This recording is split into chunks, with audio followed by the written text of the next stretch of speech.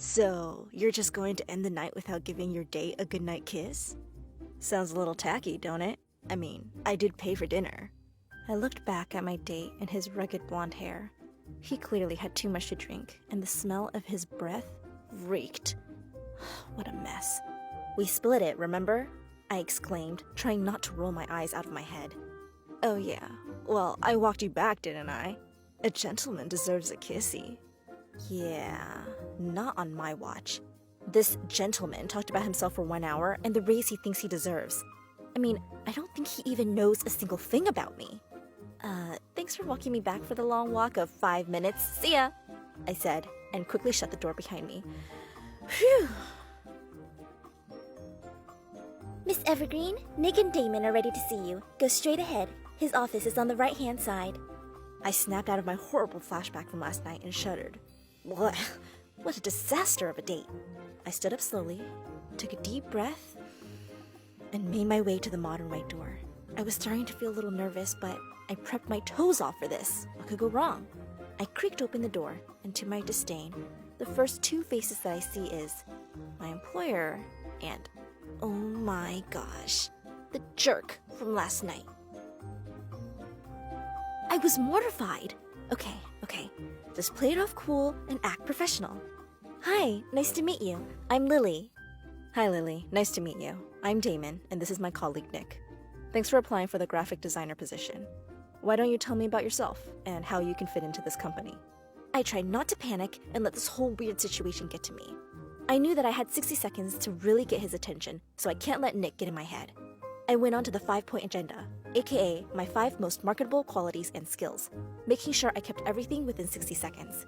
I began to firstly talk about how I have over 10 years of experience in the field. Secondly, I showed them my massive portfolio. Remember how important this is! Thirdly, I went on to discuss my stellar web design skills, impressive editing skills, and finally, Nick butt in.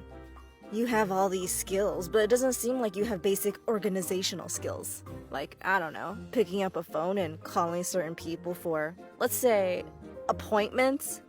Oh god, Nick is totally not doing this to me right now, I thought. Nope. I'm a very organized person. I've never missed a single deadline, and my clients have always been satisfied with any commission work. And I bet those clients don't really know that you'll probably just do this job for them once and then, I don't know, disappear? And why were you a freelancer for some time anyway? Probably struggled to get hired. Am I right, Damon? He said, chuckling over to Damon. Damon looked over at Nick bluntly, then back to me. Sorry, Lily, I'm going to have to cut this interview short. What was the last point you were trying to say? I tried not to squirm. I speak 3 languages, Chinese, German, and English. Damon barely flinched again, looking down at his notebook. I started writing. Thanks so much, Lily, he said, without so much as glancing up. Ugh, I totally f***ed it. I walked out of that office room, and I felt a mix of anger and sadness. It was my dream job. I had wanted it for so long and prepared my ass off. Ugh, whatever. I'm gonna just go to that weird-looking, colorful bar over at the other end of the street. I think I deserve this. I slowly walked in, sat down by the bar, and ordered the strongest drink I had, and took a big sip. I caught a cutie at the other end of the bar staring at me straight away.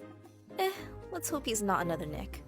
Maybe I can make a friend tonight that I can just vent all my woes to, because this day couldn't get any worse. I gave him a half smile, but couldn't hide my unhappiness. He began to stand up, but just before he could walk over, my phone started ringing. Hey Lily, it's me, Damon. Just wanted to let you know that we love to have you as part of the team. Why don't you come in on Monday, and we'll get you started? What? I was so sure that I didn't get the job. Well, I guess that just goes to show that prepping correctly for the interview and remaining calm really paid off.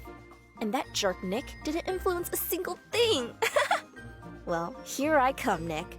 Looks like I'm your new colleague, I thought with a big grin on my face.